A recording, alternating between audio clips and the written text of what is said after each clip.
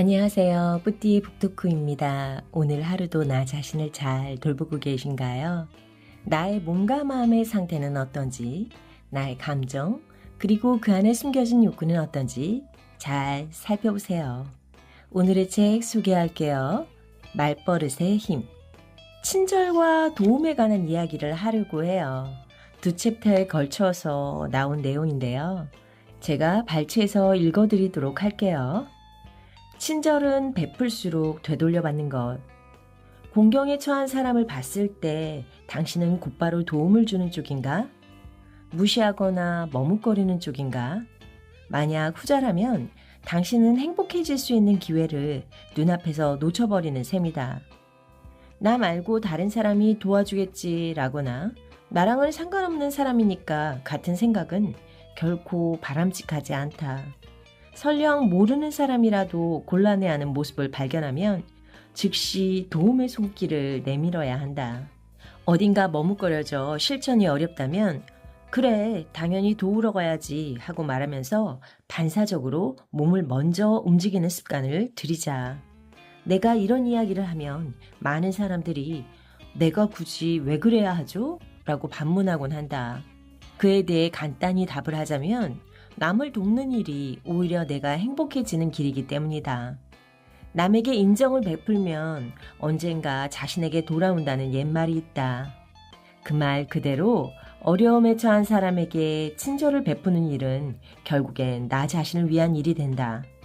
도움을 준 쪽이 훨씬 기분이 좋아지기 때문이다.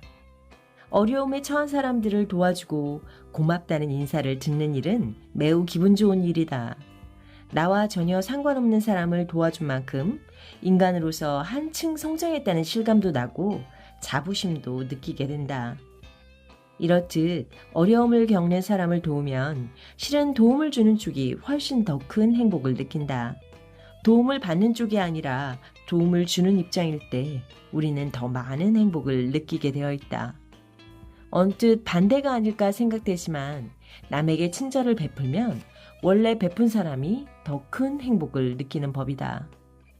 그러므로 돌아오는 보답이 없더라도 행복해질 수 있는 일에는 무조건 적극적으로 나서는 것이 이득이다.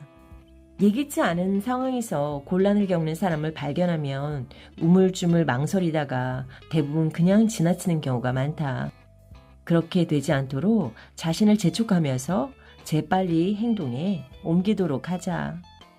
도움이 필요한 사람을 보는 즉시 움직이겠다는 마음가짐이 당신을 좀 더 행복한 사람으로 만든다.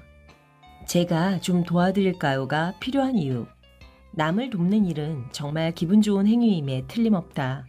하지만 누군가를 도울 때는 자발성이 핵심임을 기억해야 한다. 스스로 해야겠다는 생각이 들어서 공부를 할 때와 누가 시켜서 공부를 할 때 학업 성취도에 큰 차이가 있듯이 남을 돕는 일도 마찬가지다.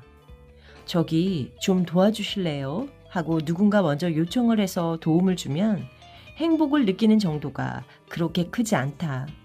상대방이 도움을 청하기 전에 내가 먼저 나서서 도와주는 타이밍이 중요하다. 자발적인 도움이 행복의 중요한 포인트인 셈이다. 자발적으로 남을 도우면 행복감이 높아지고 활력이나 생기가 돌며 심지어 자부심까지 고양된다는 사실이 드러난다. 자발적으로 남을 돕는 행위가 긍정적인 심리효과를 일으킨다는 말이다.